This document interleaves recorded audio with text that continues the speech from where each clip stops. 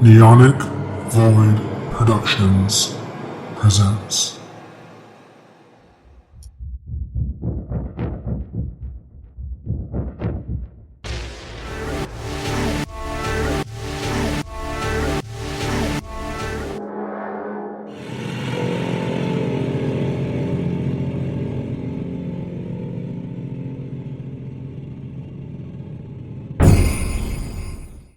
Hi, welcome to Spookocalypse.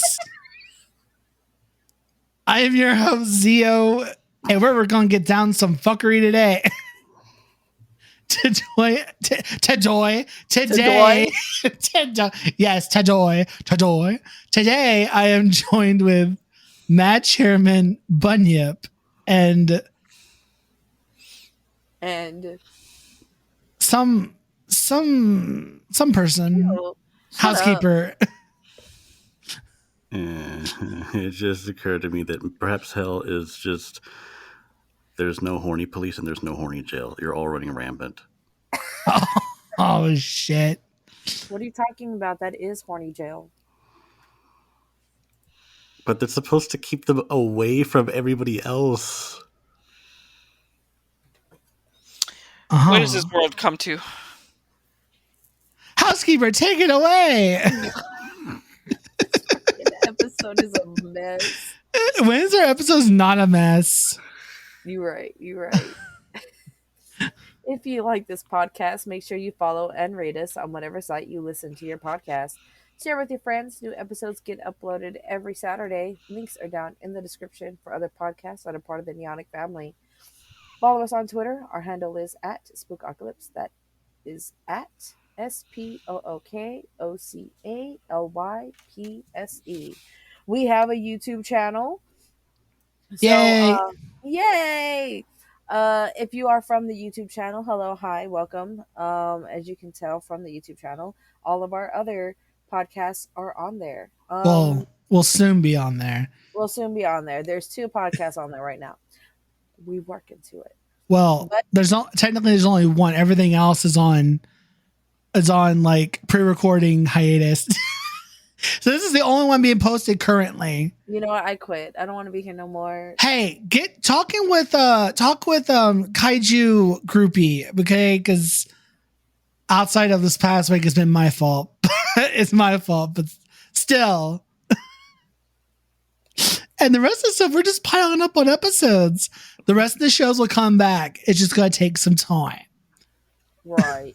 Right. And we're still waiting on the editing for Voidonica podcast. Yeah. That's gonna be a bit. Yeah. Okay. Anyway, again, in the link for YouTube should be in our link tree, which is on the in the description. Yeah. And we do spooky shit. Mints are gonna be on the pillow. Today's mint is Brotherhood. That works. That works. I thought about it. The episodes were like Brotherhood themed. You know what I mean? I thought about it. I'm like, you're right. So today, ladies and gents, we're coming to you live from a horror convention. No, we're not. Never mind. That's a lie. I wish. Someday. Goals. That would be cool to have a panel at a horror convention. So today we are continuing on our journey through the show The Last of Us. Today's episode, we're going to be talking about episodes 4, 5, and 6. By the end of this, we'll be over halfway through the series. And next week, we are aware that the series ends this Sunday. But next week will be the final 3 episodes, 7, 8, and 9, rounding out the series. And of course, like last time, we will save our reviews to the very end of for next week's episode to rate the whole season as a whole. So, if you haven't listened to episode 1, please look back onto last week where we talked about the first 3 episodes of The Last of Us. Shit was depressing, but very good. This week, it's not so depressing. in my opinion. Hold on. Really? I don't think it was that. I mean, there were some parts you're like, oof. But I wouldn't say it's as depressing. I mean, okay, looking back, okay, maybe a little bit. I mean, yeah, I was about to say, like, think about the second episode we're going to talk about for a minute. Wow. Yeah, but it's more parts, not a whole episode. So it's like segments of sadness. I mean, this show is kind of sad just in general, but okay, who wants to go first?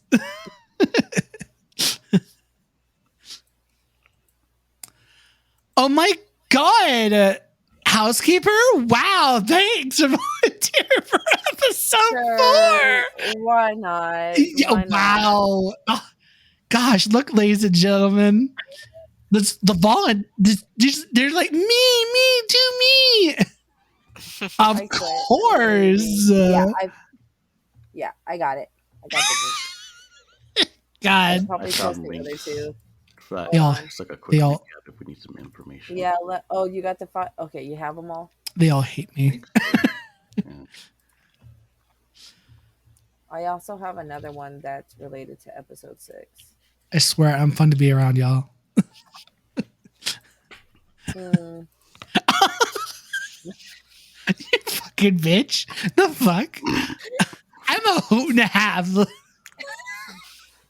Anyway, let's get started on episode 4 of The Last of Us. I was about to say The Walking Dead, Lord. And I mean, this is way better than The Walking Dead. Just be real.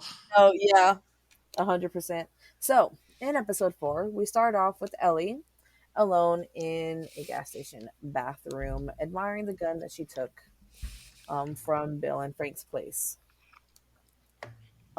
She is super excited about this gun. She's pulling the trigger with an empty barrel and like moving it around and smelling it before she hides it again.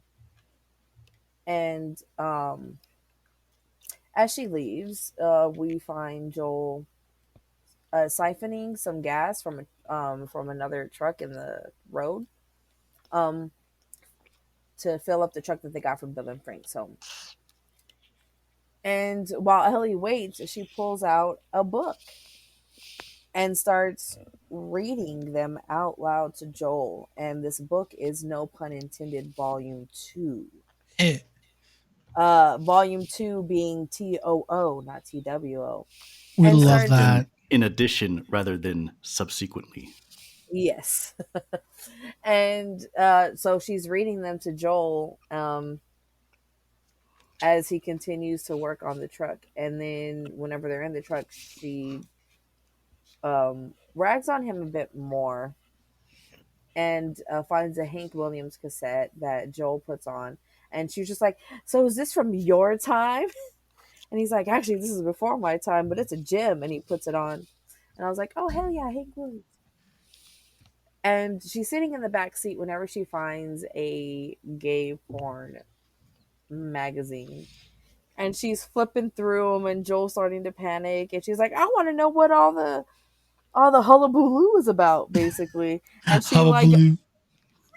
she unfolds the centerfold, and she's like, oh my God, how does he walk around with that thing? And this continues to try and flip through them, asking why the pages are all sticky. And he freaks out, and she's like, nah, I'm just kidding, and throws it out the window. She's like, bye, fucker. Rude. So why were the pages all sticky? I don't know, man. Use your imagination. Off-brand Elmer's glue by Bill and Frank? I don't know. Oh, okay. No! No! My mind has been tainted! You're so disgusted. Oh, God. Oh, God. Please, someone continue. I can't deal with this. My mind. That was so good. I'm calling the police. So as they drive down the road, you see that the world has the world of man, I should say, has lost to nature. You know, buildings are being overgrown, as well as um like vehicles and stuff are starting to get covered up with greenery as well. And and you also see like buffaloes like roaming in herds. And of course, like cars that are left on the side of the road abandoned, and a giant bridge giving out in the middle. So things are in well past the point of decay. And after a while, they pull over to the side of the road and camp in the middle of the woods, where he cooks like some Chef Boyardee, and they discuss their plans of how, if they should reach, like when they're going to reach Wyoming, which is just in a few days. And Joel also tells Ellie that despite the cold, they can't make a fire, because Ellie kept on asking, like, well, it's cold, can we make a fire? And he goes, why? Like, why am I going to tell you no? And she's like, because people can see it. And she asked if these people would rob them, and Joel says that they would have more on their mind than just that. And then they lay down in their sleeping bags for the night. And you see Ellie pull out her book again. And she calls to Joel and goes, why did the Scarecrow win an award? To which Joel replies, because he was outstanding in his field. That was my straight reaction watching that too. I was like, why? I was just like, bro, why is this a Ray and Masani like interaction? Oh no, it's Harper and Tal. It's a Harper and Tal interaction. This is fucking Harper. Why did the Scarecrow win an award? Anyway, so Ellie kind of pauses for a minute, surprised by the reaction, by the response that Joel says, and basically, and they laugh about it for a bit. And as Joel goes back to, or she says something, I don't remember exactly what it was at the moment, and so they go to bed. And you see like a little small smile on his face for just a split second before. Yeah, that was a sweet moment. You're like, oh, Joel, you find it funny? You're connecting. I was like, oh, as Joe goes back to bed, Ellie, Ellie then concernedly asks about those people. Oh yeah, asks about the people that could see them, ensuring that they won't find them. Joel assures her that they won't, and Ellie kind of accepts it, showing that there's been a little bit more trust growing between them. And almost as if he's second guessing himself, just to make sure, Joel stays up the whole night with his gun protecting Ellie from strangers who may or may not be lurking. And the next morning, the two pack up the truck and head back onto the road, with Joel driving and Ellie looking at the map. And the conversation kind of starts to lean towards Tommy. And Joel talks about how Tommy used to be what he called a joiner, and that he dreamed of becoming a hero. Tommy enlisted in the army after high school, and then when he was shipped out to Operation, and then he was shopped out to Operation Desert Storm, but that still didn't make him feel like a hero. And then about 12 years after that outbreak, Tommy convinced Joel to join a group that was headed to Boston, and Joel was primarily, like, his thought was only to keep Tommy safe and alive. And during this travel, that's where they met Tess, and they formed like a group. And then Tommy met Marlene, who was the leader of the Fireflies in the QT that they were in. And she talked Tommy into joining the Fireflies, with these dreams that he could save the world. And Joel says that Tommy and the Fireflies' hopes of saving the world are a pipe dream and that they're delusional. And last that Joel heard, Tommy also left the Fireflies and now he's on his own, which means that Joel took on this responsibility to go and get him. And Ellie kind of just like questions his lack of hope, saying that like, well, like we have to try it, you know? And Joel basically says like, well, you haven't seen the world yet, so you don't know. Joel tells her that you have to keep going for family, and that's about it. And Ellie tells him that she's not family. And Joel does say, no, you're cargo, and I made a promise to Tess. And she was like family. Going further down the road, they find themselves in Kansas City. And the interstate that they were traveling on goes through a tunnel, which happens to be blocked by a lot of wrecked trucks and cars. So they backtrack, take an exit off the highway, trying to connect to another road. And as they drive through the city, they see piles of, or we see piles of bodies as they're driving through that Jesus happened not to notice. And they see a QZ, a quarantine zone, that looks like it's been deserted. And like 2 seconds later, you see a man walking in the street, kind of like doubled over, holding like a side of his stomach, and he's like, help me, help me. And Joel tells Ellie to put her seatbelt on and starts to drive towards the man, and with Joel saying that they're not going to help. And as they pass him, another man like drops a cinder block on their windshield, and their tires are popped by a spike strip. And then another man appears with a gun. Joel and Ellie then crash the truck. Well, Joel crashes the truck into a laundromat because they were shot from the street. Joel tells Ellie to crawl into like a little hidey hole in the wall, and to stay there until he gets to her, promising that she's not going to get hurt. Joel hides behind the truck and starts shooting at the attackers. And Joel believes that all the men to be dead, but then like another kid sneaks up behind him, knocking him to the ground and like pressing a gun up to his neck and basically taunting him, saying like, yeah, this is how you die, bitch. And I was like, man, this guy's a little prick. And Ellie kind of panics for a minute before she pulls out her gun and goes up and shoots the guy with her gun. But he isn't dead, and he's begging and crying Ellie not to shoot again. And like one thing that I noticed whenever he was crying was he goes like, why can't I feel my legs? I was like, oh shit, she fucking paralyzed his ass. And Joel takes the gun from Ellie. And then he takes a begging man's knife and then tells Ellie to go hide. And from her hiding spot, like you just see like a close up of her face as we hear Joel stab the man to death.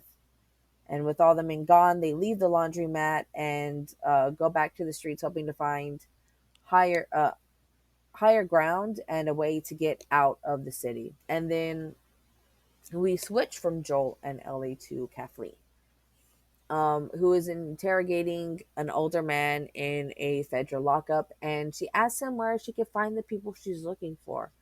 And the list ends with the name Henry. And Kathleen can tell that the man is lying about not knowing Henry's whereabouts. Kathleen then looks at the cell they're in and questions whether this is the federal lockup where her brother was beaten to death. And the man says that Kathleen was wronged and that he's sorry, but that she's gone too far and like her actions need to stop. But Kathleen, of course, points out that it has to stop. Now that the man doesn't feel safe and protected, it doesn't matter whether he's safe and riding people out to Fedra. And Kathleen holds the gun to the man's head, and we learn that this guy is the doctor that delivered her and like held her, and like so he's been with her since birth. And he promises that he never told Fedra anything about her brother. And Kathleen tells Henry that that her group knows that Henry is still in the city, and she believes that the doctor would know where he is. And she holds the gun up to his head, and the doctor once again reiterates that, like, hey, I was your doctor. Like, I've known you your whole life. And she just says, you don't think I'll do it? And you can see that this bond, like, holds some weight with her.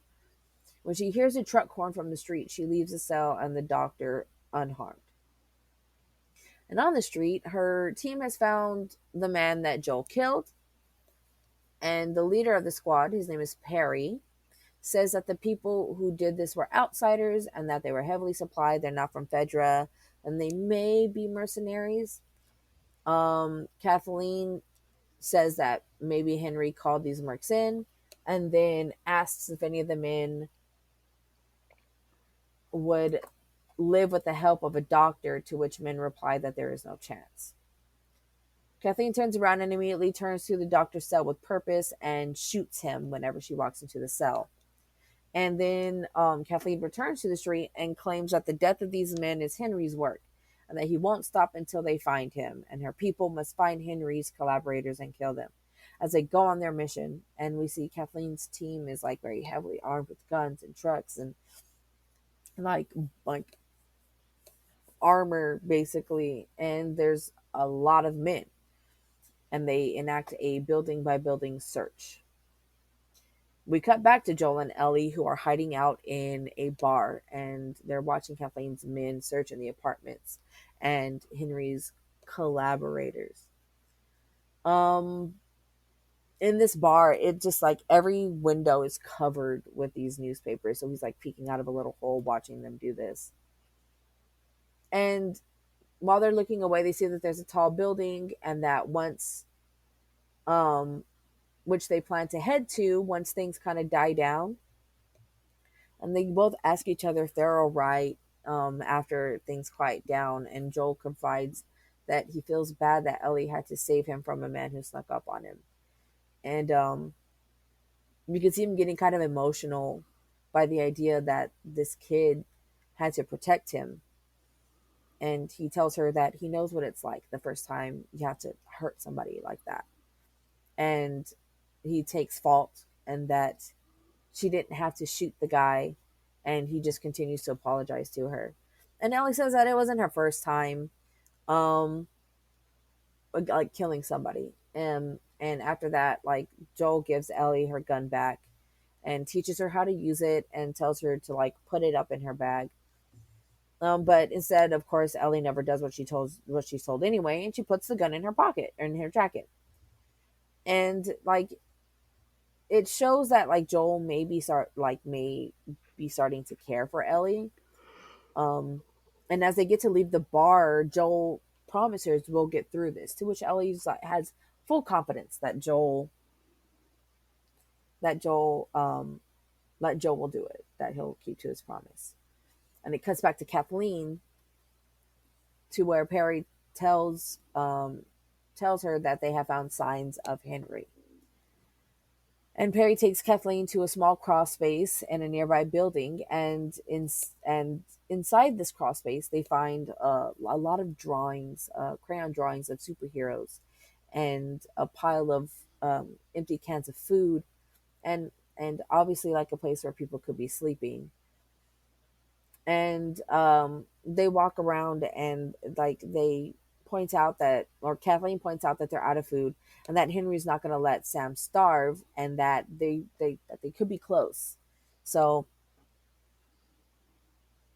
as they walk away, Perry tells Kathleen that there's something else she needs to see, and like leads her to a room where there's like this weird, like, it looks like a crater hit the ground, and they kind of look at it in panic, and then like the caved in ground starts to like shift and move, like something's trying to push out of the ground, and they leave the room, terrified of what's underneath. And Kathleen says, seal out the building, don't tell anybody what's going on down here, we need to find Henry. And Perry's like, I think we should deal with this, like there's not a big issue. And she gets upset and like she goes, no, we're gonna lock it up, we'll deal with this after Henry. We then get cut back to Joel and Ellie entering the tall building um, with plans to climb about half, like 45 floors. Well, no, the plans to climb up about as much as 45 floors, and so that they can get a better look of the city. And as they're climbing, Ellie asks Joel how she knew the guy with the fake injury was going to ambush them. And Joel tells her that he's been on both sides of it, and it was a long time ago, and that what they did to survive. And they meaning Joel, Tess, and Tommy, and whoever else they were with. And Ellie asks Joel, like, if he's killed any innocent people. And they kind of pause, and Joel ignores the question and then starts climbing up the stairs again. They make it to about 33 floors before Joel is just too tired to keep going. And he sits down, and Ellie kind of just like, come on, let's go. And calls him a lazy ass, to which Joel's like, I'm 56 years old, you little shit. And they continue on. They find a room to stay for the night. Ellie creating a makeshift bed out of cushions. And while she's doing that, Joel is starting to break glass and spread it around the floor near the door.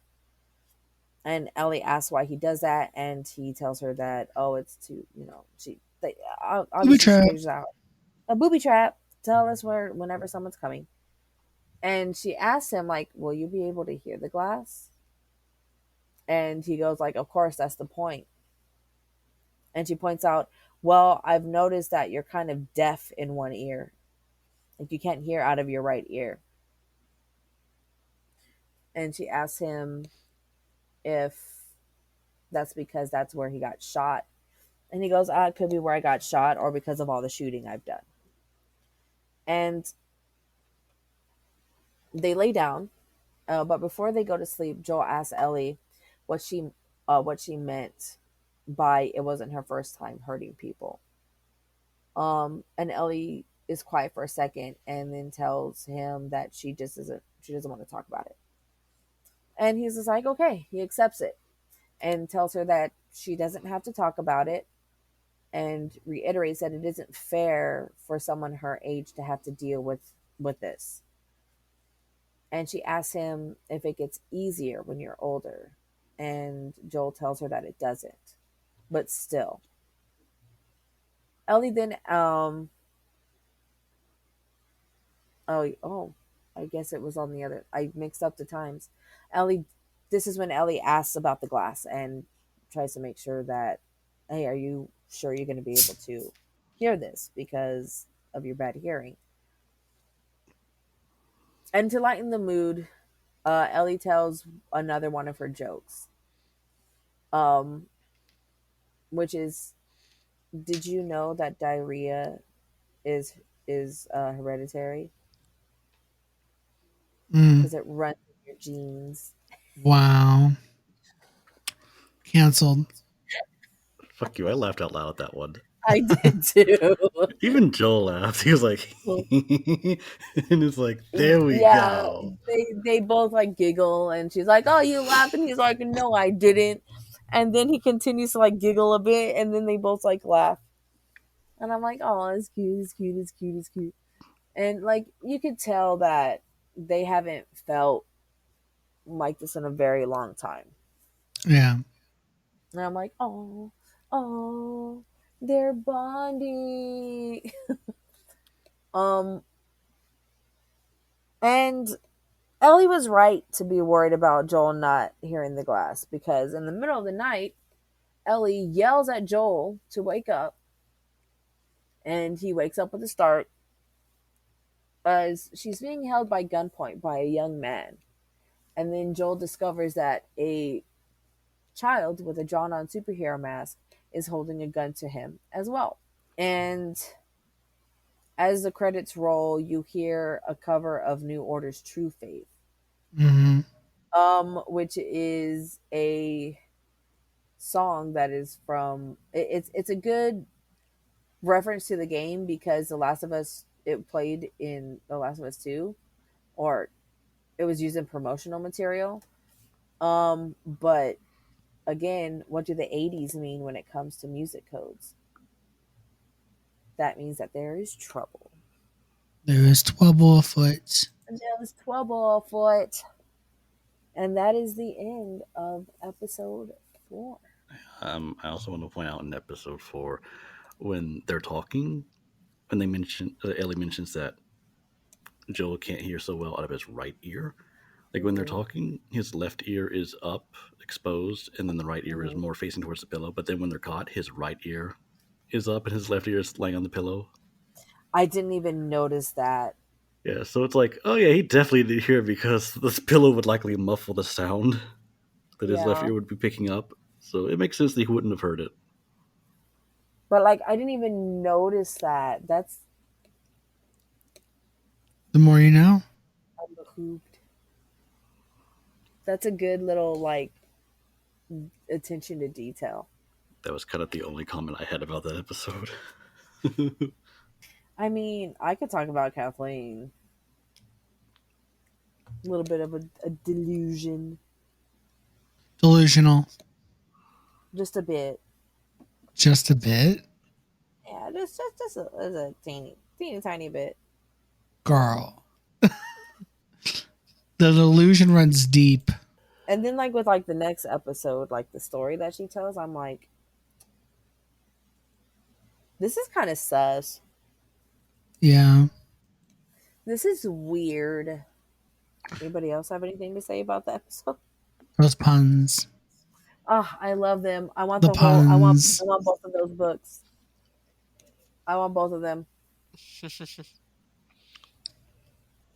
Oh yeah, we haven't. Did she already pull out the volume 2?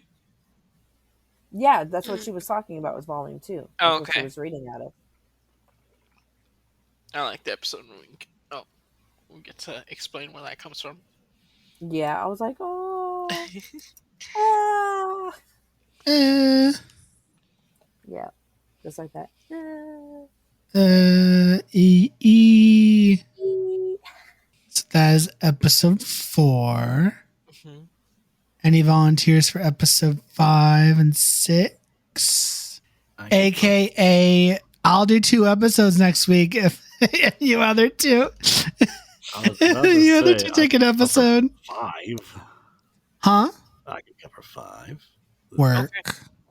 Okay. I'll cover 7 and 9 next week to make it even. Okay. Cool. So that is episode 4. Now, what happens in episode 5? I like episode 5 a lot in certain things, especially the ending. Well, not the ending, not the ending, like the climactic part of the end. That makes sense. Before the sad ending. Before the sad ending. Yeah. The advanced sadness. The advanced sadness. It's not just sadness, it's advanced sadness. All right, so we see we're all in Kansas City, and the people are pretty much fed up with Fedra, and it's this is stuff in the past in which, hang on, felt the sneeze coming on. So they're fed up, and they're beating up these Fedra officers, and they're hanging them and shooting them point blank. And it's basically like their idea of revenge. Like, Fedra treated us like this, so we're just going to take the streets back. Yeah. And while this is happening, we see Henry and his stepbrother Sam hiding in the shadows. And they're using sign language to communicate with each other. And it's giving us subtitles because I don't know sign language either. I know some. I know some. Yeah, I know some too. I took what, a year and a half of sign language in college. So I know a little. I know how I get by. I read it more. I can understand what people are signing. Well, I mean, read the signs like people that are like, I can understand, like I can watch a conversation, or if someone's talking to me, or signing me, I can kind of context clues, but signing back, that's where I have difficulty. Because I'm better at understanding it than interpreting it. Yeah. Interpreting and then practicing. I was teaching myself because I noticed that there was a good handful of people at the theme park I worked at. Like they would come in and like speak in sign, and so like I taught myself how to sign so that I could talk to them. Work. Learn sign language. It's a useful language to know. It's very useful. I think I was maybe being taught sign language at a young age, but I don't remember a lot of it. That's fair. Only contribution to that. We see that Kathleen has got this cell full of people. What are y'all laughing at? It's the you're way, like anyway. It's the way you're steering it back to the conversation. Love it. Because we digress a little bit. It is like, okay, I should probably get back. Because these fuckers showing off with their enlightened knowledge of language that doesn't require you to speak or make noise. Don't hate because we're educated. Educated. We all smart like. We all smart up in here. Yeah, I have 2 brain cells. They fight. There's this group of people in this prison cell, and Kathleen's like, I remember when I used to be scared of all of you, but now I'm in charge. I'm in charge. Ooh. Now you betray neighbors to Fedra, and all just to get things like medicine, alcohol, and even apples. I'm like, I mean, apples, I know they're food, they're pretty essential, but she says it's just like it's a want or not even necessary. Like, you did it for apples. I'm sorry. If apples got wiped off the face of the earth, I would not be upset. Not gonna lie, I'd be like Bill fucking like giggling over like a strawberry. I would miss fruit so much. Because without apples, you can't make applesauce.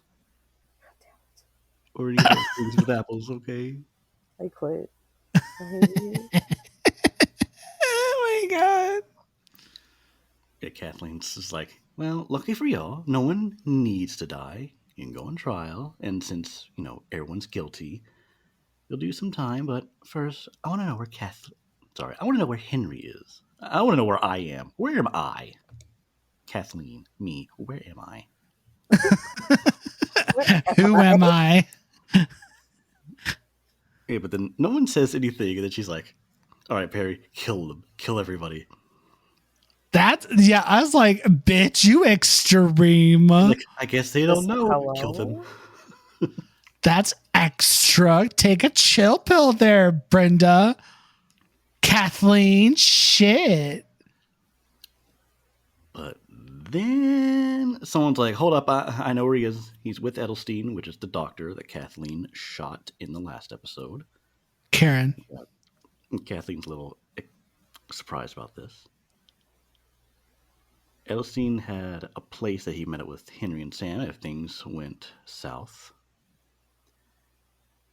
But Kathleen's like, things have been going great now that Kansas City is free.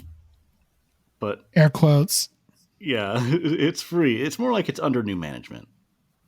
Yeah. But the man who spoke up, he doesn't know where Edelstein is. And he doesn't know where Henry and Sam are going. And then Kathleen's like, okay, I'm going to send some men out to the city. And then she walks out of the room. Perry's like, you really going to put these people on trial? And it's like, no. Burn the bodies when you're done.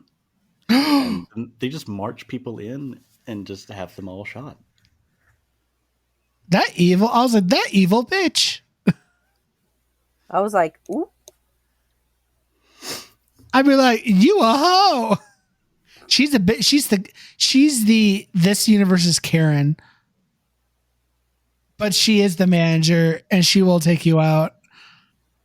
Oh god, she's a Karen and the manager. Ew. Ew. She's the ultimate form. And then we're cutting back to Henry and Sam, who have made up to the meetup point. And they find Edelstein, who's hiding in a crawl space. And Edelstein explains that a Fedra officer told him about the place, but Fedra has no idea that the spot exists. And it's like, okay, let's go over our supplies. There's no ammunition, and they didn't find much food to survive on. So they're going to sneak out of the quarantine zone. And Henry thinks they can get out via the tunnels. Henry thinks that based on their food, they have about 11 days to figure out their next move. And then Edelstein's like, yeah, Sam looks scared because you look scared, Henry. So then Sam and Henry talk to each other with sign language. And Sam is drawing on like a magic slate thing, which is like, it's sort of like a, a blackboard with this translucent paper on it, and then you write on it, and it presses in to make these markings, just make it words, and then you flip up the translucent page whenever you want to erase everything, and you just write whatever you want. I'm like, ooh, that's neat. I don't think I had one of those. I wonder when that toy was invented. Well, on the thing it says Woody Woodpeckers, so Wait, what? yeah, like on the cardboard that the thing was resting on, it said Woody Woodpecker on there. Interesting. So that was a very old one. Like it's probably someone who collected like Woody Woodpecker shit. So it was like in pristine. I can't say the word. He was able to use it because they took care of it very well. Okay. Let's see, where was I? So Henry assures Sam that they are 100% safe, that he's not scared. Henry says the only problem in the place that they're hiding is that this place looks a little ugly. Sam, here's a giant bag of crayons. Help decorate the place. And then they start drawing on the walls and this cardboard that's covering up the window, which explains that scene earlier where Kathleen had found that crawl space and there was all those drawings. And there's a character that Henry refers to as Super Sam, which is basically just Sam imagining himself as a superhero who looks like he has a blue outfit and an orange mask across his eyes. Like a little band just across the eyes, nowhere else. That's cute. Yeah, I thought that. I was like, oh, this is cute. Meanwhile, Henry's looking outside, sees that the streets are still full of soldiers, and they have just one can of food. And Sam would like to eat, but Henry's like, no, we should wait. And then Henry promises that Edelstein will be back the next day, even though he still hasn't come back. Yeah, I think like it passes the next day, and then Henry's like, okay, Sam, Edelstein's not coming back. We have to leave now because we're out of food. But because Henry has been watching the teams on the street and their patrol patterns, he knows how to get away. So Henry tells Sam that Fedra probably killed Edelstein, and the two hug. Only all they have left is each other. But then Henry gets an idea. It's like, tells Sam to close his eyes, and he gets some orange paint, and he paints the superhero mask around Sam's eyes, turning his brother into Super Sam, which is adorable. I thought it was Aww. Yeah, he was like, close your eyes, but not too tight, and then just Simba. Oh my god. Simba. What? No, it's a similar ritual. I thought it was funny. All right. Thank you. As they prepare to leave, they hear Joel and Ellie's truck crash from episode 4. And then they see the shootout. And they're peeking out through the window and they see Joel. Excuse me. They see Joel finish off the last guy and he looks up to where they're hiding, quickly backs away. And I was like, oh, you see it all come together from their perspective. And so it cuts to later that night, and Henry and Sam find the building Joel and Ellie are sleeping in, and they sneak up on them. They notice the glass, and Sam doesn't like quite pick up on it. It's just like, whoa. He just goes, noisy. Noisy? Yes, noisy. So they have to walk carefully around the glass. And then when it's time to wake up, you see Sam is holding the gun towards Joel, and Henry is holding the gun towards Ellie.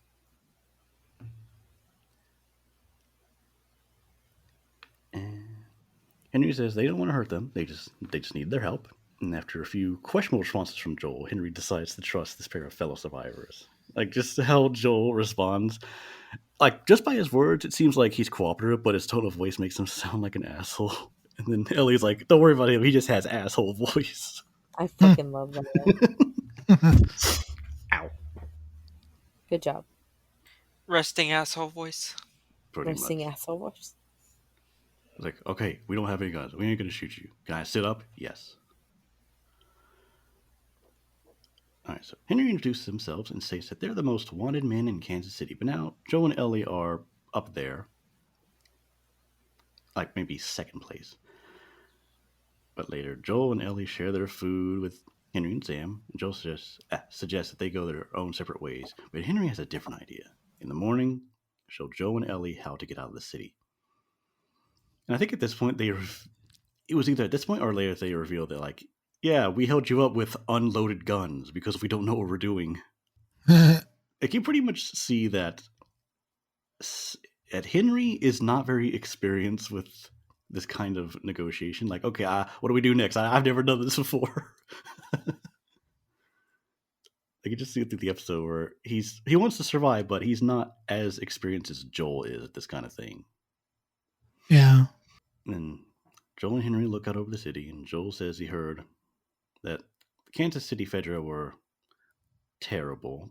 We will not mention everything that they've done, but basically over the past 20 years, Fedra was not being as protective as they claimed to be. Now the people have risen up and have done that right back to Fedra as revenge, and who can blame them? Henry tells Joel that he is not Fedra, he is a collaborator. Mm. And Joel's like, oh, I don't want to work with a rat. Oh. So Henry knows the way out. He needs someone to clear the way, since Henry has never killed anyone and has never been violent, so the pair decide to make a temporary alliance. Meanwhile, Ellie and Sam are already making friends with each other. I think is this when she's showing him the book? Yeah, so with the book upon, she's like, okay, read Yeah. this. Yeah. And he laughs out loud for the first time. I was like, oh. They're bringing laughter to a place that has not much humor going around. You gotta find a joke wherever you can. Exactly, and that's what I like in that last episode with Ellie. Which is like, yeah, this world sucks, but here's a book I found with puns. Henry explains his plan, saying that the city is run by Kathleen, but the way to get across town is through the maintenance tunnels. Actually, he has Sam write it down, just on his little magic slate, tunnels. I was like, okay. Why would we need to use the tunnels? It's like, because no one ever goes down there. Except the Fedra drove the infected underground 15 years ago and never let them come back up.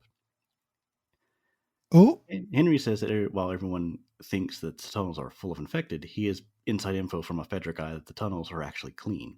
Even though Henry agrees that the plan is dicey as fuck, Joel and Ellie's ability to face two clickers in the past and walk away unscathed gives him hope. And Joel is rightfully cautious about this. Where it's like, oh, you just heard that the tunnels were clean, even though a bunch of infected were driven down there years ago. Are you sure about that? That seems a little. That's weird. That's suspicious. Yeah, literally. So then the four, they make their way to a bank that has a path to these tunnels. And then Joel tells Ellie to get her gun out.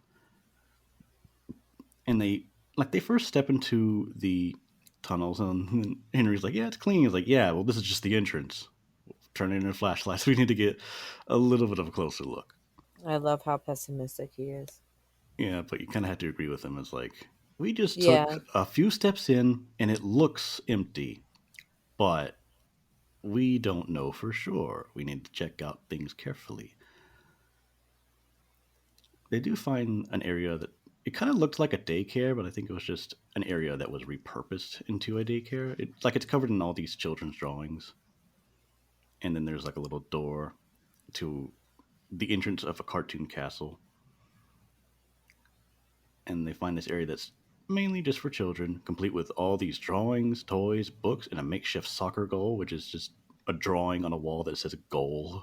Yeah, it's like an underground settlement for when the outbreak happened long ago. I don't think I remember this one. Joel, damn it. Joel finds a drawing that says "Our Protectors," showing two men named Danny and Ish. And apparently, this is from the I first don't game. remember that. Okay, so Weird. we learned that Ish was a man who went underground and discovered a family in the nearby suburbs when looking for supplies. Ish invited the family, and a community was formed. Eventually, Ish met Danny, and the two became protectors of the underground hideout, as seen in the drawing. At some point, however, one of the doors was left unopened, which led a group of infected in. While Ish and Susan, the mother of the first family Ish found, were able to escape the attack and run to the suburbs with a few survivors, their ultimate fate is unknown. I think that's just from the game. I don't remember that really being discussed in this show, but this could just be like a little Easter egg to Yeah. refer to the game. Oh, yes, the comic book. Sam finds an issue of the Savage Starlight comic book, which Ellie collects issues of in the first game. And then they talk about their love of the series, and Ellie recites a quote from the comic: "To the edge of the universe and back, endure and survive." While Sam teaches Ellie how to say endure and survive in sign language.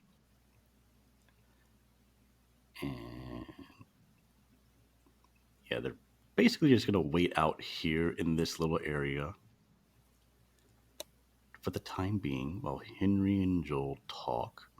They say, we should wait till it gets a little darker and just let Ellie and Sam be normal kids for a little while, because it's easier to be a kid than it is to be an adult, no matter what time period you live in.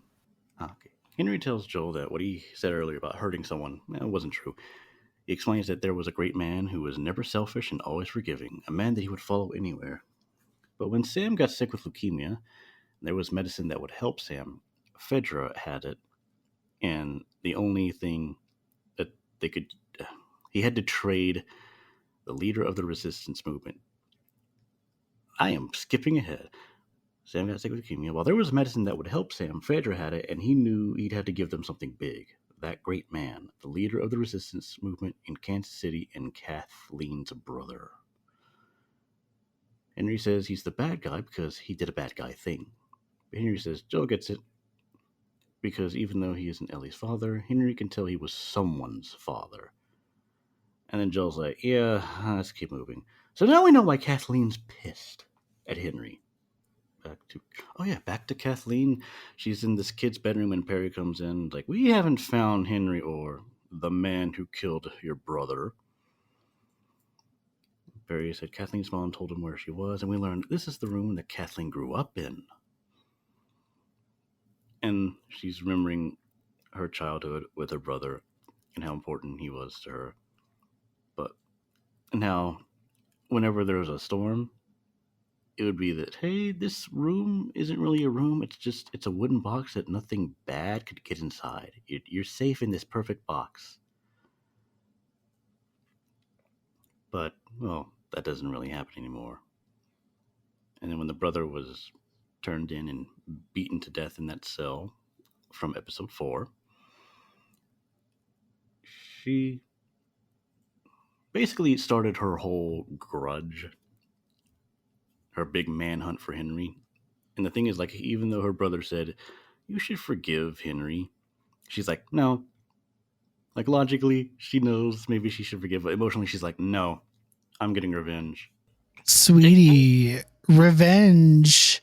She thinks that, I'm just going to get revenge and it's all going to be groovy. Revenge is a tricky thing. Sometimes, instead of just making one grave, you got to make one for yourself, too. I mean... Join us as we explore the topic of revenge in Voidonic Campaign 2. Oh! No. Revenge Know. is. You're right. Oh. Oh my God. We're just exploring the topic. We're not going to say anything about it. All right, so it is night outside.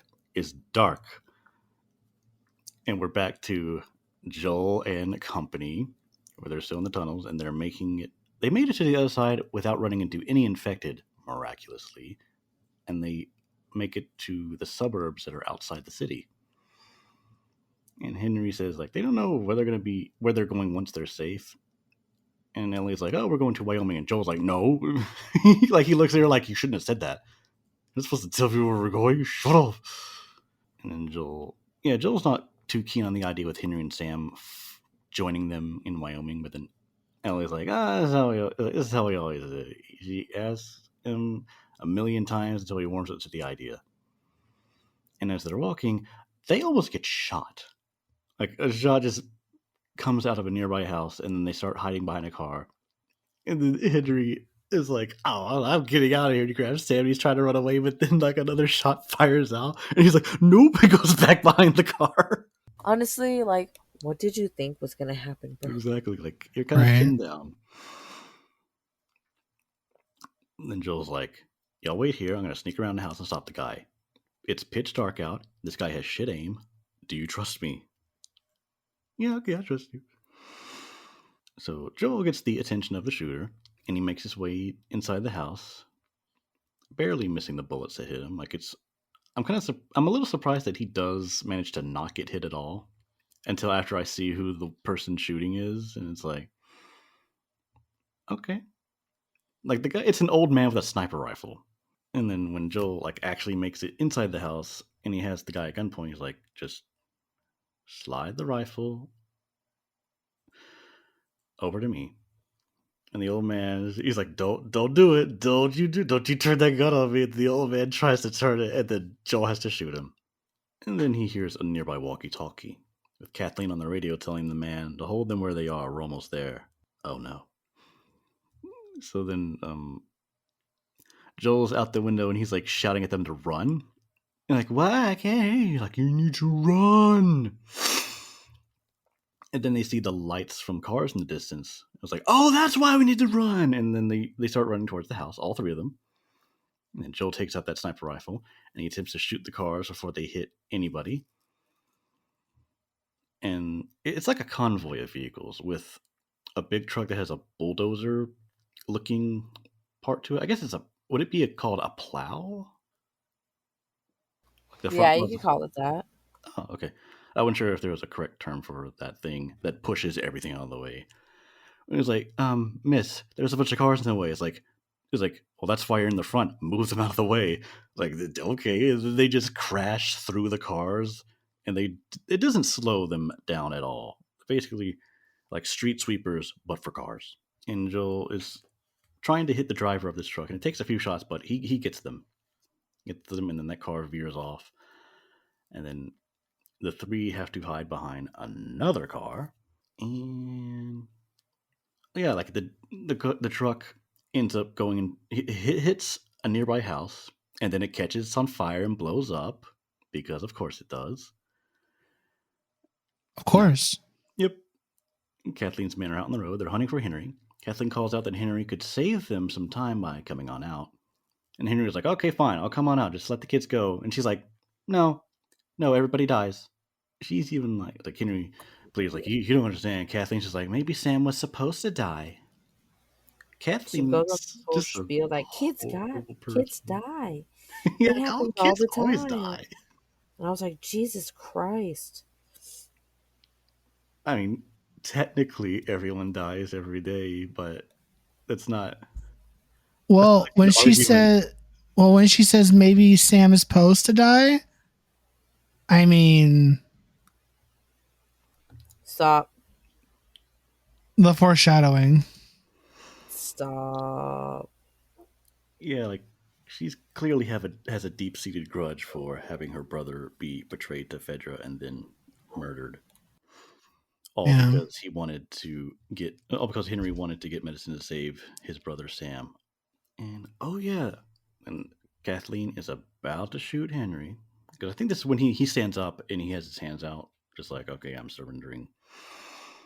In the background, that truck that exploded sinks into the ground, and then we hear the cries of infected. It seems it was like, My yeah, favorite this part. scene was great. Yeah. It's like, oh, I guess they may not be in the tunnels anymore, but they found other ways to the ground.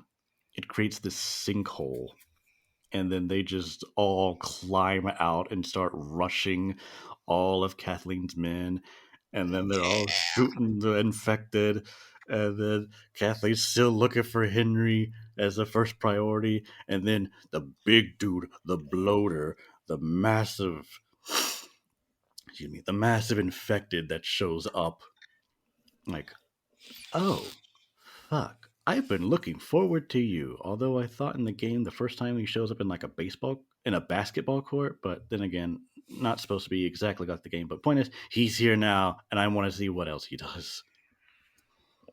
Oh yeah, when he came out of the ground, I'm like, ooh shit. Yep. He does that typical big guy thing where he just picks up people and tosses them or Kill Kathleen! Kill that bitch! Or he rips the guy's jaw off. From what I saw, it looked more like he just ripped his head off. Well, I mean, he ripped the top of his head off from the jaw, so I mean, it was dark and hard to see. Okay, he entire head. I mean, either who are we talking about the bloater, the big dude that shows up. I mean, he tore off the top of his head, so in a way, he ripped the jaw in half. Yeah. Regardless. I think the bloater needed to kill Kathleen. Period. Yeah. 100%. But it's okay, because back in the truck, an infected child makes its way inside, and it's crawling its way towards Ellie. And I think this is one of the clickers, because it doesn't see Ellie, but it definitely hears her. And Ellie does manage to slip out, and then Joel is doing pot shots to get the infected away from Ellie. Like, at this point, it's like, I kind of think what's going on through his head is like, just protect Ellie. Don't worry about Henry or Sam for the time being. Because it's like, I have a mission. I still have to get Ellie to these doctors. Henry and Sam just got to fend for themselves. Pretty much. Oh yeah, Henry and Sam are stuck under a truck. But then they do make it out. Yeah, I think Ellie helps them get out. Like, she stabs both of the infected that are attacking those two. Getting Henry and Sam. Okay. Well, right before they get to safety, Kathleen finds them and holds them at gunpoint. But find Kathleen, the infected child that was stuck in the truck, trying to get Ellie, sneaks up on Kathleen and kills her. Or at least attacks her. But let's just say that she's gonna die. If she isn't dead already, she's definitely gonna die. But yeah, I wish the bloater had done her in. That would have been great. Give her the death that she deserves. Yes. Have the death that she earned.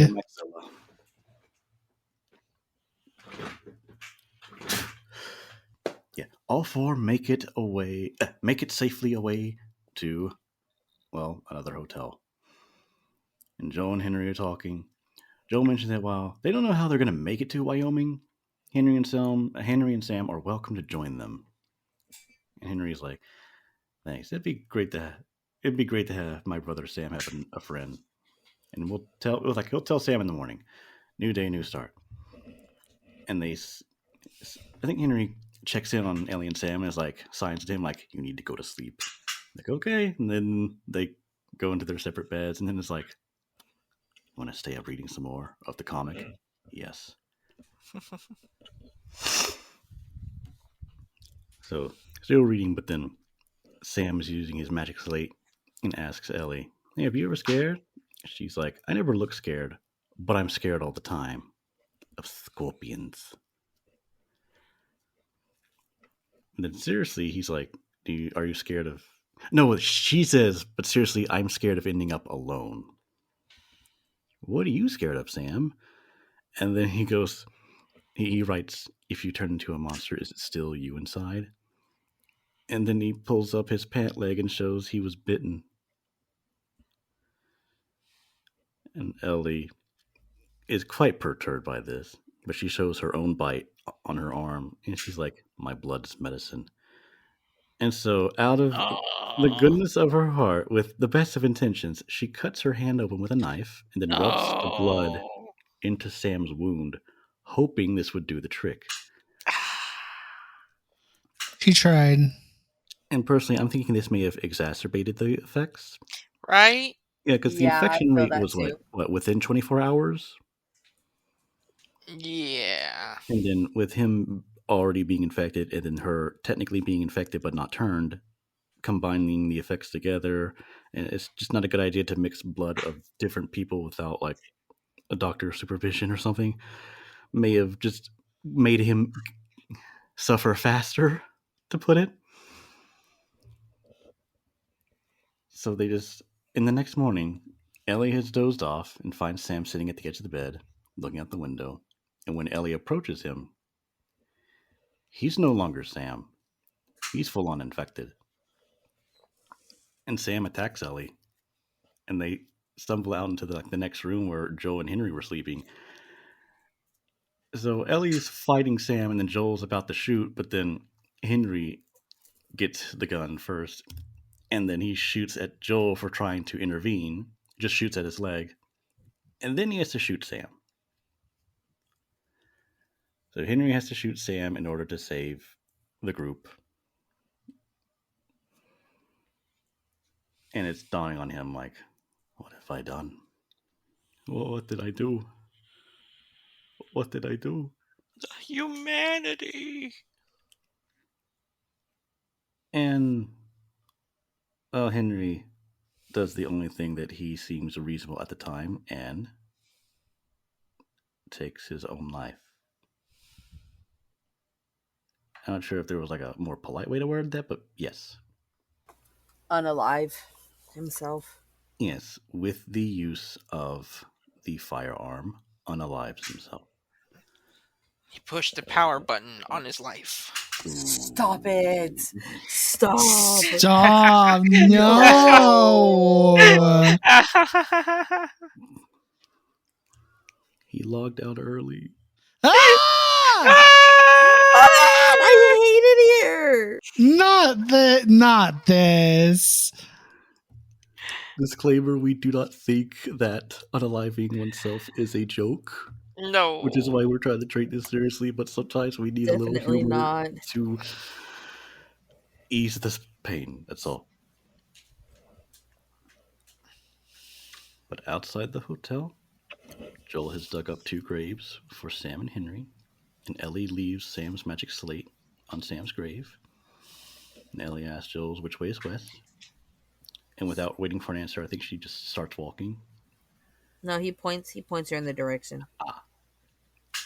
And Joel sees that Ellie has written, "I'm sorry" on Sam's slate. She calls for Joel, saying, "Let's go." And they leave the pain and friends that they met in Kansas City behind. And that ends episode 5.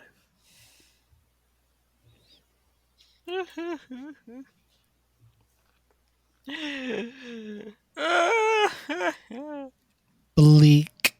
Yeah, I wanted Sam to live, but no, this world isn't about, sugar and rainbows. Bad shit happens. It's about death. Yeah, Violence. just don't get attached to nobody. But maybe he can be Super Sam in the afterlife. Oh, stop.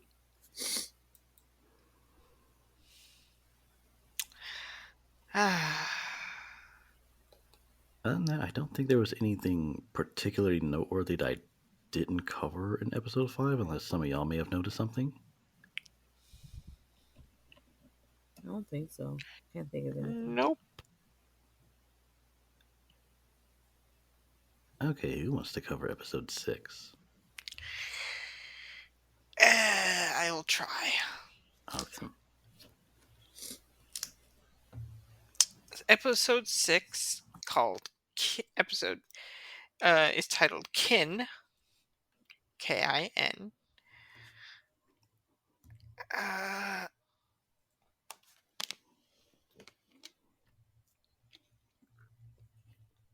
Starts off with the flashback from the end of the last episode with the I believe she was at the gravesite. Mm-hmm. Mm-hmm. Um, the little slate, and they take off, and they jump to 3 months later,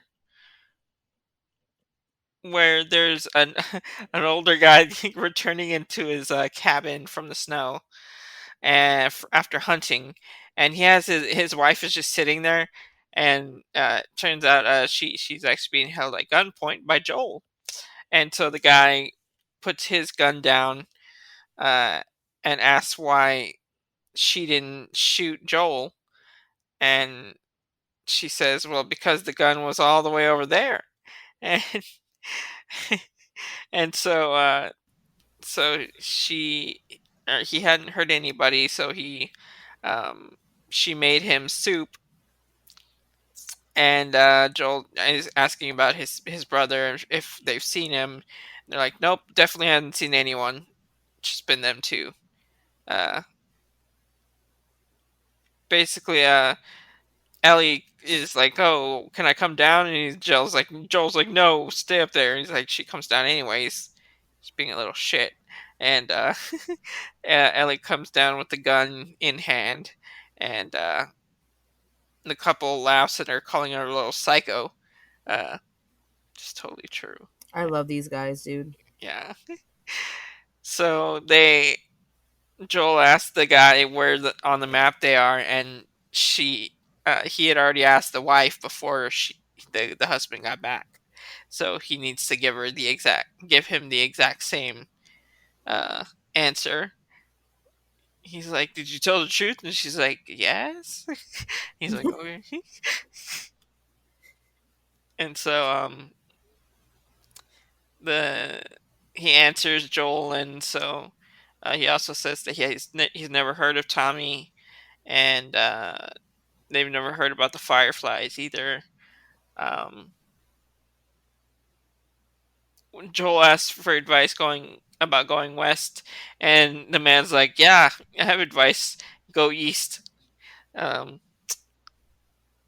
to never go past the river, because past the river's death.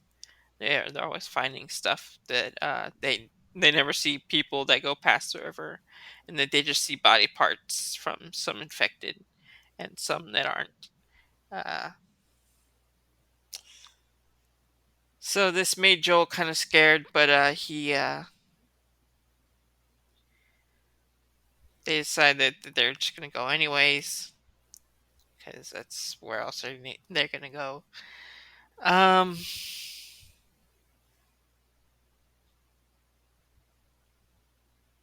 Ellie takes one of the foxes or whatever. I think it was a rabbit.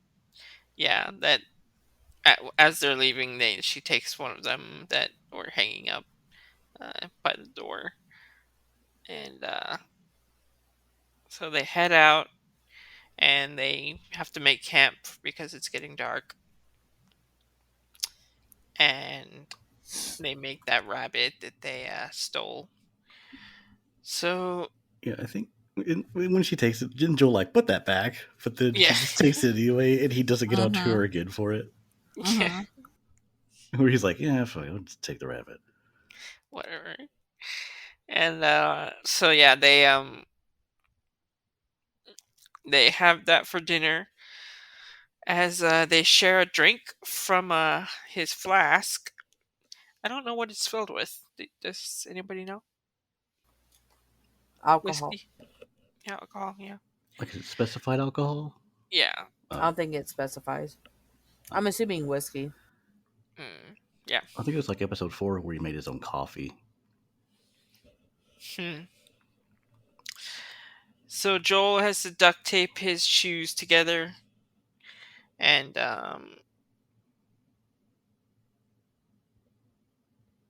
Ellie wants to know what happens once they find the Fireflies. What do they do afterwards? And she asks Joel, if you could do anything, what would you do? He's like, "Oh, well, I'm gonna get a ranch for sheep." Yeah, sheep ranch.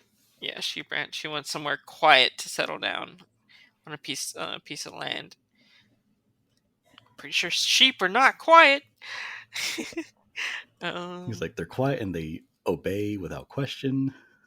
Yeah. But, they like to bat a lot.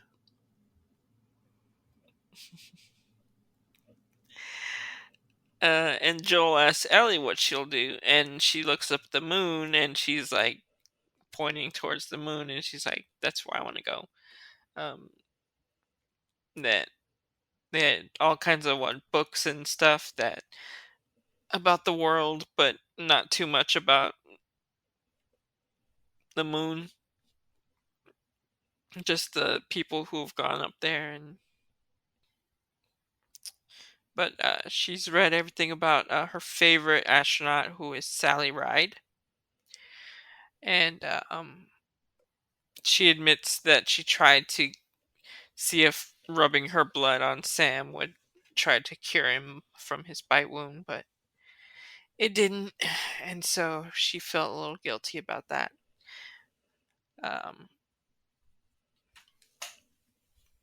But Joel says that is reassuring Ellie, because she's scared that, what if her blood won't actually help cure anyone. Joel pretty much reassures her that, because Marlene said that they can make a cure, that they know they can do it. He knows that they can do it. So Joel says he's going to take first and second watch while they're camping out, but she tries to take a watch and he refuses. He says he'll take both, and the next morning he wakes up because he fell asleep, and Ellie had taken second watch because he was asleep. And she kind of proves that she, knew what to do when she was watching, checking the surroundings and whatnot. So this is when they go try to cross the bridge over the river. They get through, and Ellie's trying to show that she learned how to whistle. And that he should teach her how to hunt.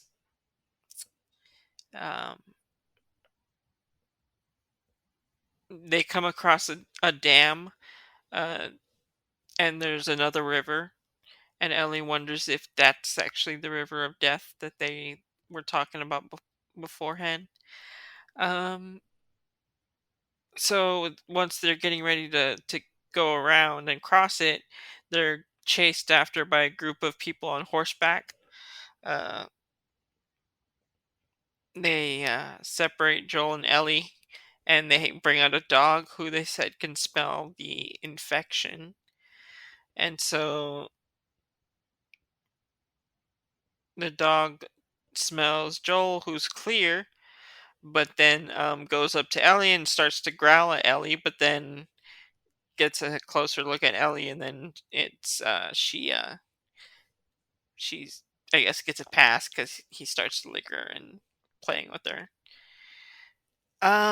Anyways, Joel says that he's looking for his brother, and there's a woman asks what his name is, and he says what his brother's name is, and the group bring back Joel and Ellie to the compound. Basically giant wooden fortifications, right? Yeah, like walls and stuff, with a whole bunch of buildings and tents and out in the wilderness.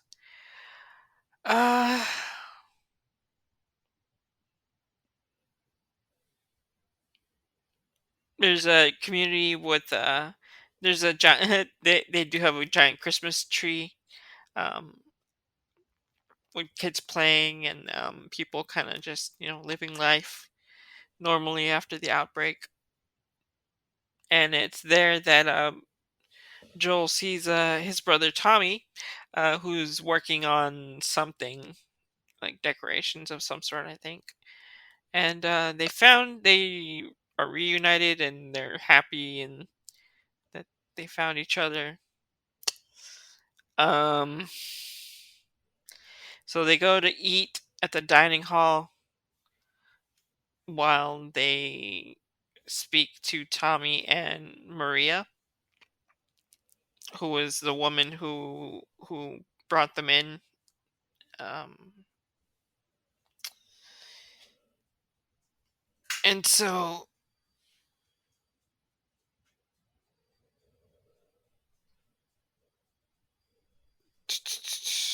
there's kids that are there watching Ellie, but Ellie kind of scares them off because she's difficult. Uh,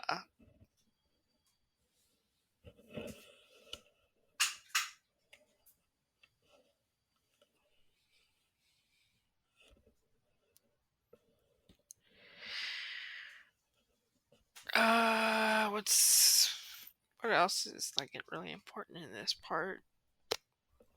I think it's like when Joel and Thomas are trying to, or Joel and Tommy are trying to catch up, and it's like, we want to keep this just discussion between family, and then Family. yeah, What's her name? Maria? yeah, Maria. Yep. Turns out Maria and Tommy are married. And so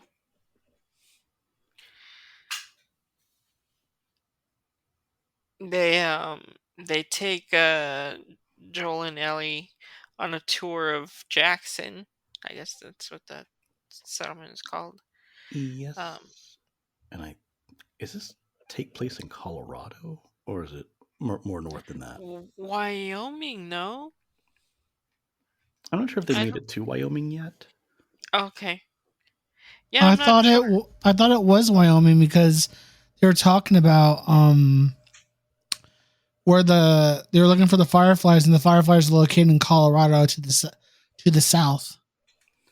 Oh, I thought it was the other way around. So like he goes to Wyoming first to meet up with his brother, and then it's like, Yes. okay, now we got to make our way to Colorado because now I know that my brother's okay. Yeah. Yeah, they're taking a tour of Jackson. So they basically say how that the settlement started about 7 years ago. That occasionally there will be raiders and infected nearby, but they've learned the people of Jackson learned to stay quiet and off people's radars, and so they do that by staying off the radio. Cough, cough. And Tommy looks at Joel and you can kind of tell that that's why he didn't ever contact him because they don't use the radio. But they have a school. Jackson has a school, electricity, laundry, heat, sewers, and even sheep.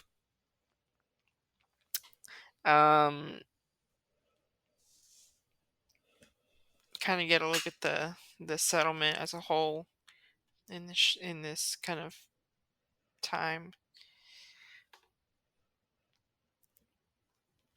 They do mention the fact that everyone shares everything, to communism, and Tommy brushes it off, and he's like, "It's not like that." And Maria's like, "No, that it's a commune, and we are communists. So yes, we are." And Tommy sort of stops, like, "Oh, Oh, oh no, we're not capitalists anymore." oh man, I love that. That was great.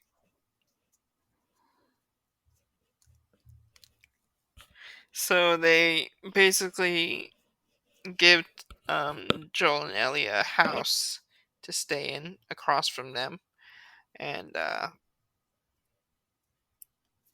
Joel and Tommy go off on their own while Maria and Ellie go off to the cabin, and this is when Tommy goes and gets a drink with Joel at the bar, and Tommy toasts Joel, saying, "Thanks for still giving a shit about me, because he came all this way looking for him." And Tommy asks how Tess is doing, and Joel kind of lies and says, "Oh yeah, she's doing fine." You know, uh, he says that Ellie is the daughter of someone high up in the Fireflies, and that her family is somewhere out there, and he's looking to see if Tommy knows where he can find them. And Tommy thinks that they still have a base at the University of the Eastern Colorado, which is about a week's ride south. But the path isn't very easy. And so Joel says it'll be easy with Tommy joining in, and Tommy says that he can't go. Uh, he says that his wife won't let him, and she's the reason that he quit messaging him on the radio. And so after he got taken in, he was willing to follow all of their rules and, stay away from the Fireflies and everything from the outside. And so they're all very careful about people not finding them, so they keep to themselves. So Tommy is basically remorseful for what they did, apparently, with the with the Fireflies, right? This is all stuff they did with the Fireflies, or it's just stuff that they just did about murdering people. I think it's whenever they were just traveling on the road. Okay. Yeah, just killing people, trying to stay alive, taking things that they needed and whatnot.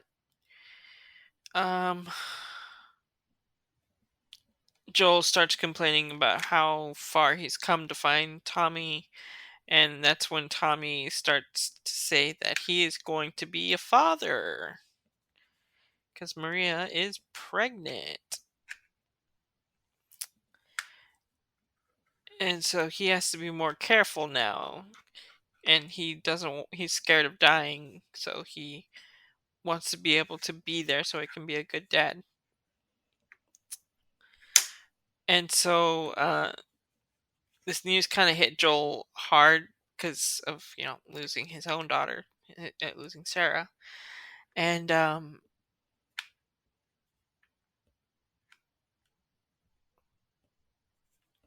he says, "I guess we'll find out if you will be a good father." And Tommy gets pissed off and says that, just because life stopped for you doesn't mean it stopped for me, because of Sarah dying. And this really hits Joel hard. And so he says that they'll just grab some supplies and be out of their hair in the morning. And just takes off.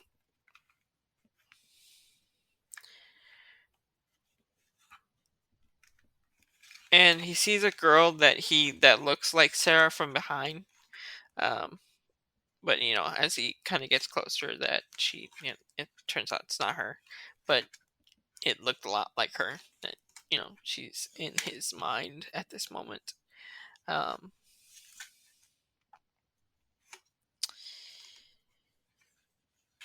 Yeah, so we go back to Ellie. And Maria, who are back at the cabin that they're going to stay in. Ellie takes a shower and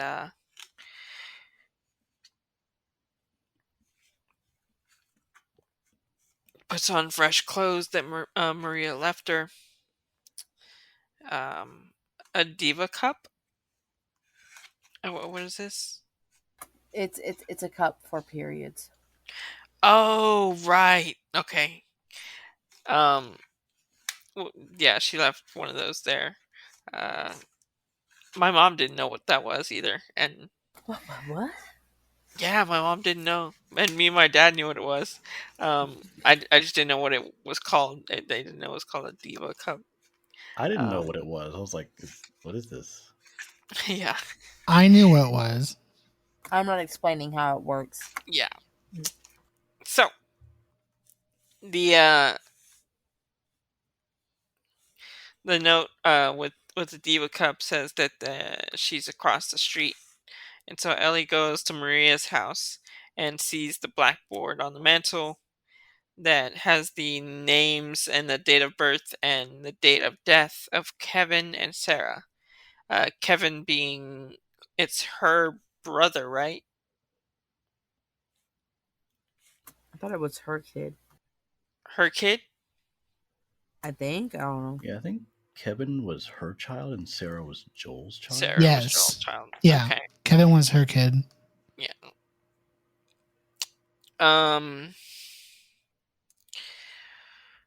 After seeing this, Maria gives Ellie a jacket, a big kind of fluffy jacket, and gives Ellie a haircut.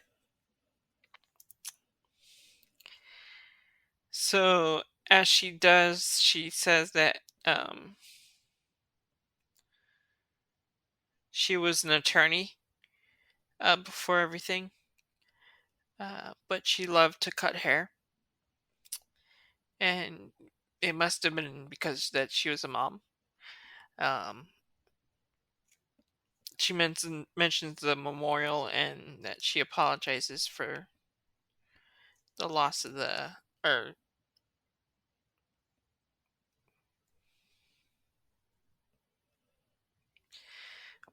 man, the way this is written is really weird.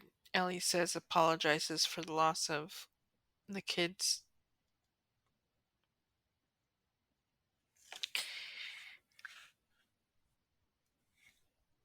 Um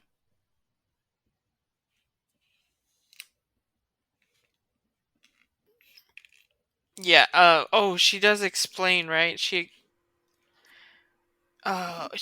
explains the fact that Joel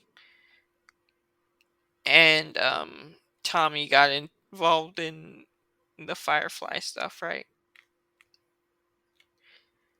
This is where she reveals that, or She explains that Joel and Tommy. Well, Joel does did some bad things, and asks oh, Ellie if she trusts him, and Ellie responds with like, "Well, Tommy also did those things, and you trust him." yeah. No. This is where Sarah, Ellie gets revealed that Sarah was who Joel lost, and that it was his daughter, because she didn't know that until this point.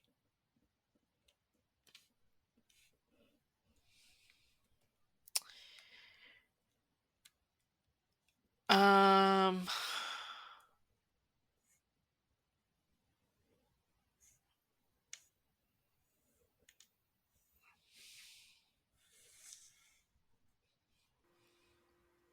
Yep. Ellie gets kind of defensive about all this. And then Maria's like, it's good that you're not telling me everything. Yeah. Like Yeah, she's a it's fae or better something. to trust only a few people. Like, it's good not to trust everybody.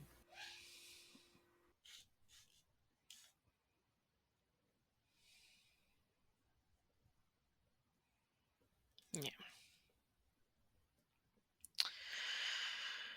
So we're gonna go ahead and head over back to Joel, who is hanging out in a workshop, I think. And Tommy comes and brings back some boots and apologizes to Joel for the things he said. And this is when Joel breaks down and kind of lets him know that Ellie is immune, and that uh, if they can get her back or get her into in Firefly hands, then she can cure everything. She can fix everything, and so he can make a better world for his future kid. So this is the point where he admits that he feels like he's getting too old, and that he's not going to be able to do the mission. Um, and he needs Tommy to take over. Uh, and so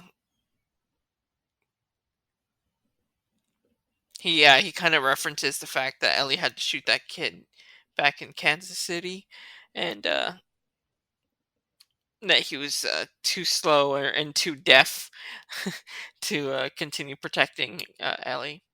Um, the fact that he had to watch Henry kill Sam to protect Ellie, as he kind of just stood there and watched. Um, Even when the dog was sniffing Ellie the other day, he felt kind of powerless. That he wouldn't be able to do anything if anything happened, and so he needs Tommy to handle the trip. And he talks about how he's having dreams every night and he's not able to remember them ever. And that he wakes up and he feels like he's lost something, and that even when he isn't sleeping,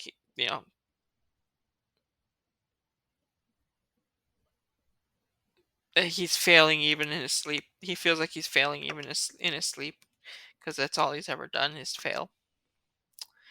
Um,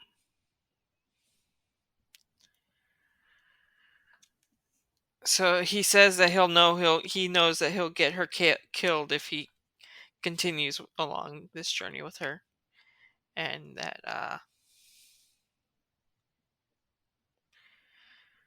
Tommy has a chance to bring his child into a better world.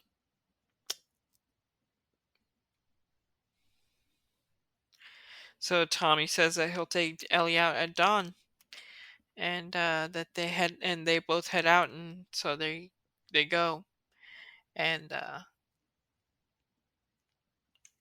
Joel gets back to the house, and Ellie is still awake, and he sees that her light's still on, so he goes up and talks to her, and she's reading a journal that was left behind, and she was surprised that it was only about boys and what to wear. The person was worrying about what to wear. Um, Like a difference in problems, or it's like we have to worry about food and not dying, whereas this girl just had to worry about like, does this play like me? What do I wear yeah. today? First world problems. Pretty much. And it seems like she already knows that he's getting ready to ditch her. So she says, if you're gonna ditch me, just ditch me. And she heard Joel say how he has to leave, and that Tommy has to take her. So I guess she was there for that part of the conversation, at least.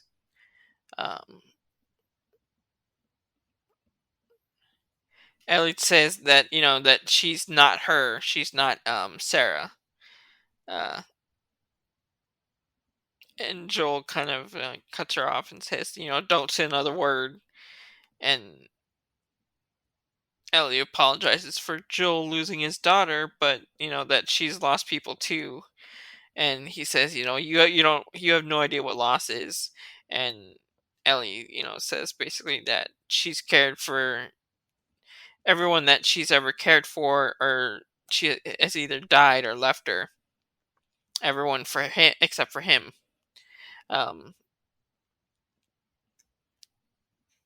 So don't tell her that she would be safer with anybody else. just that she would feel more. The truth is that she would feel more scared than if she were with someone else.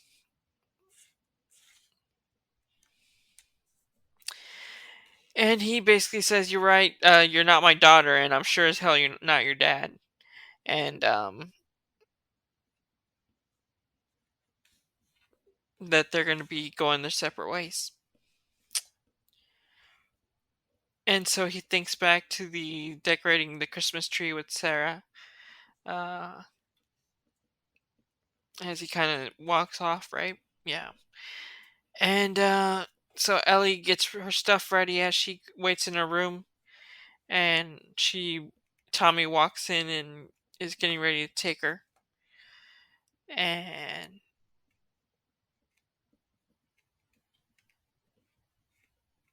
they get all the way to the stables where there is Joel uh, getting a horse ready.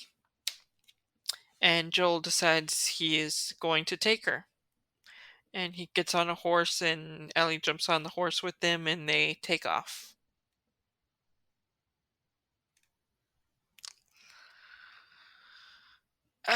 Anything else that I missed there?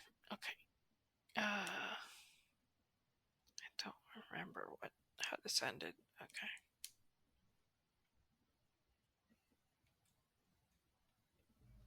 They're hunting. Are they going out shooting? Oh, he teaches her to use a sniper rifle. Yes.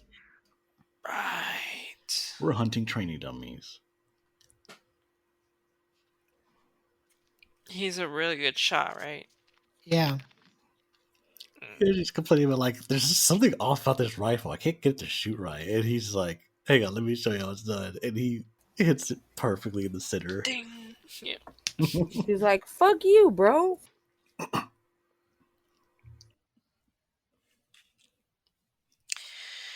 So they finally get to the location, right, for the Fireflies Yeah. at the university.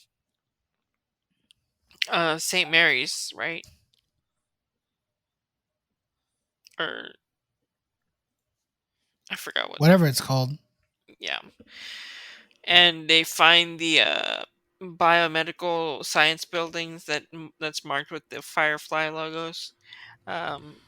But once they get there, they find that everything is empty. Everything's abandoned. There's stuff that's left behind, computers and stuff. They hear voices, and so they look out the window, and they look out and see four men armed with weapons that seem to be patrolling the area. As they kind of make their way back to the horse, Joel gets attacked by one of the men, and he has to snap his neck.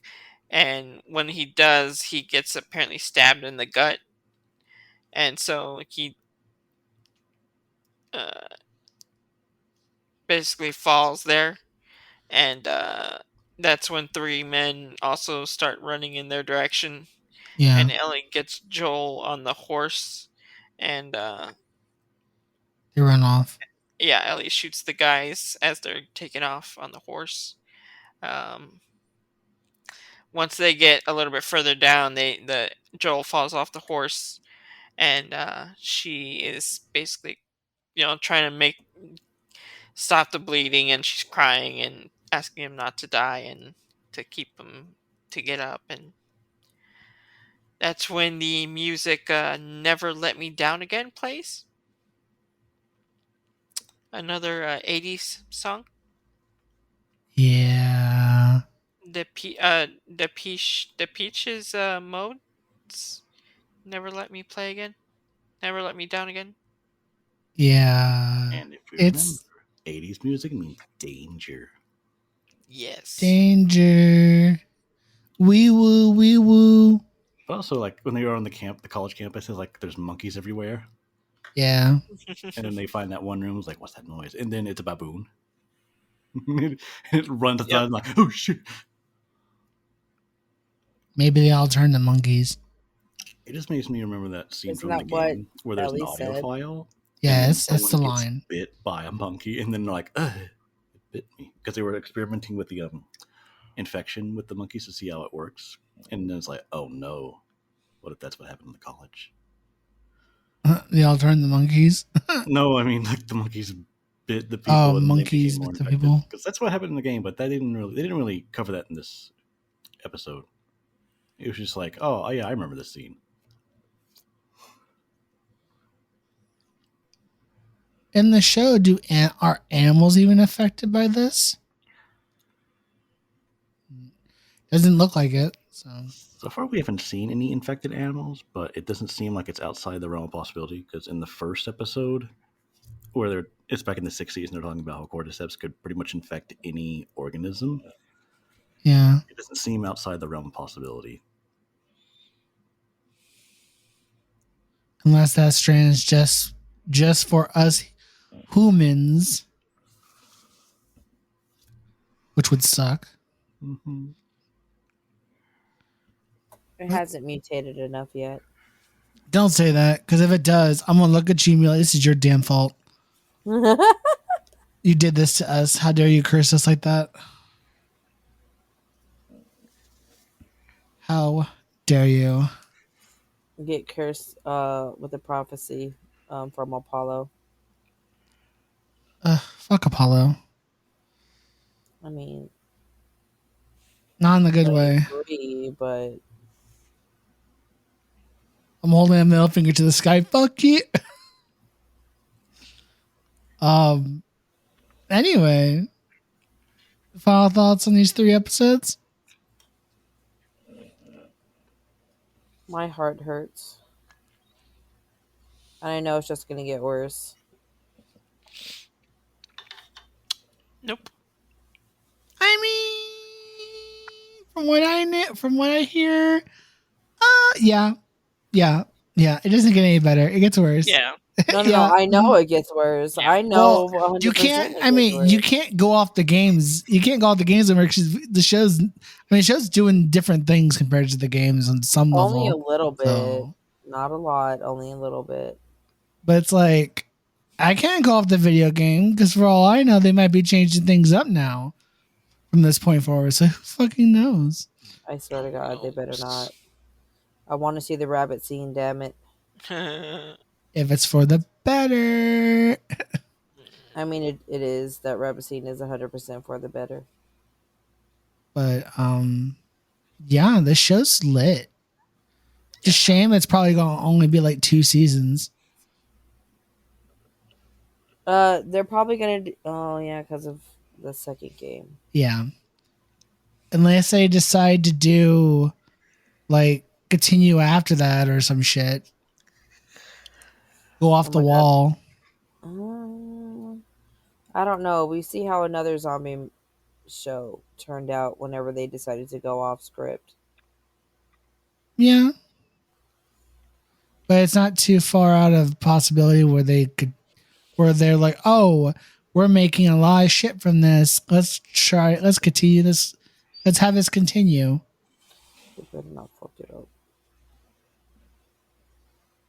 So, but yeah. So thank you guys for listening to today's episode for part 2 of The Last of Us. Join us next week as we talk about the final 3 episodes. Until then, bye. Bye.